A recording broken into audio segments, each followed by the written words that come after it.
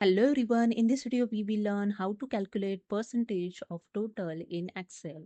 So let's start. This is my Excel and here you can see I have a monthly sales and here I'm going to calculate the percentage of total.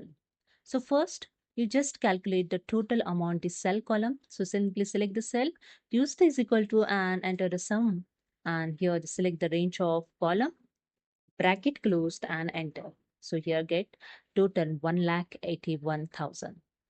Then to calculate the percentage of total, simply select the cell, use the is equal to and select the monthly cell. Then divide it by, select the total cells. Okay. Then use the F4 to log this total cells amount. Okay. Press the enter. That's it. Select the cell, drag this formula below the cell.